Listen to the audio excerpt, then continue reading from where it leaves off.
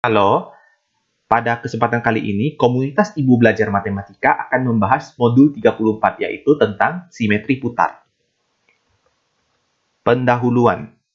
Misal pada suatu hari ada seorang anak kecil sedang bermain di pantai dan menemukan bintang laut di tepi pantai. Setelah diamati, ternyata setiap sisi dari bintang laut tersebut memiliki ukuran yang sama dan teratur. Lalu, masing-masing sisi diberi nama dengan sebuah huruf, misalkan dengan huruf P, Q, R, S, dan T.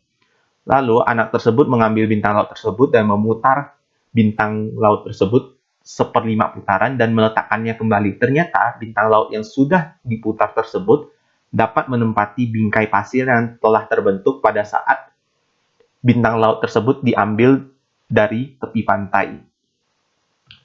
Contoh berikutnya, misal ada sebuah kincir angin dengan banyak sisi sebanyak 4 buah, sebut saja sisi A, B, C, dan D. Seperti pada gambar pertama di bawah ini. Lalu, akan diputar 90 derajat berlawanan arah jarum jam, dan diperolehlah gambar kedua. Walaupun sisinya berpindah, namun bentuk dari gambar kedua dapat menempati bingkai pada gambar pertama. Demikian juga pada gambar ketiga dan keempat, yaitu diputar 90 derajat lagi dan diputar lagi sebesar 90 derajat.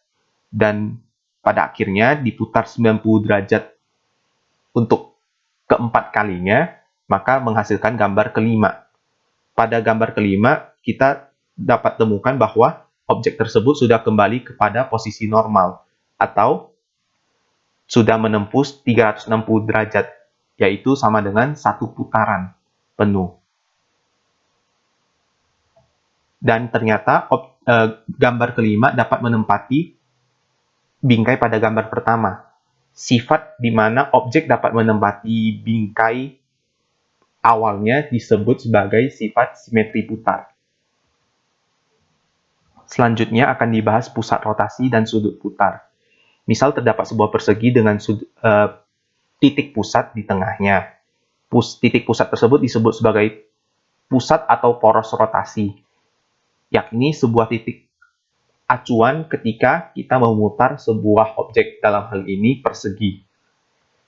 Kemudian, satu putaran itu memiliki sudut putar sebesar 360 derajat, sedangkan untuk setengah putaran memiliki sudut putar sebesar setengah dikali 360 derajat, atau sama dengan 180 derajat. Suatu objek yang mengalami satu putaran penuh atau telah menempuh sudut putar sebesar 360 derajat akan kembali ke posisi semula. Oleh sebab itu, karena dia sudah kembali ke posisi semula, otomatis pasti akan menempati bingkai awalnya. Kesimpulan yang bisa kita tarik adalah setiap objek yang sudah menempuh satu putaran atau sudut putar 360 derajat pasti akan menempati bingkai awal. Atau dengan kata lain, setiap objek pasti memiliki minimal satu buah simetri putar. Ya, berikutnya disajikan 4 buah objek. Pada objek yang pertama memiliki sudut putar dengan kelipatan 180 derajat dan simetri putarnya ada 2 buah. Untuk objek kedua memiliki sudut putar dengan kelipatan 120 derajat. Lalu simetri putarnya terdapat 3 buah. Untuk objek ketiga memiliki sudut putar kelipatan 90 derajat dan simetri putarnya ada 4 buah. Sedangkan untuk objek terakhir memiliki sudut putar sebesar kelipatan 45 derajat. Dan banyaknya simetri putar ada 8 buah. Berikutnya contoh, misalnya pada angka dan huruf. Misal disajikan angka 2 dan 0 serta huruf T dan Z. Untuk angka 2, misal diputar 90 derajat searah jarum jam. Ternyata setelah diputar 90 derajat, angka 2 tersebut tidak dapat menempati bingkai awalnya. Oleh sebab itu, tidak diperoleh simetri putar untuk sudut putar 90 derajat pada angka 2. Demikian halnya untuk sudut putar 180 derajat. Setelah diteliti lebih lanjut, ternyata simetri putar pada angka 2 hanya ada satu buah, yaitu pada sudut putar 360 derajat. Untuk angka 0, misal kita putar 45 derajat searah jarum jam. Ternyata, angka 0 yang sudah diputar tidak dapat menempati bingkai awal, oleh sebab itu tidak membentuk sifat simetri putar.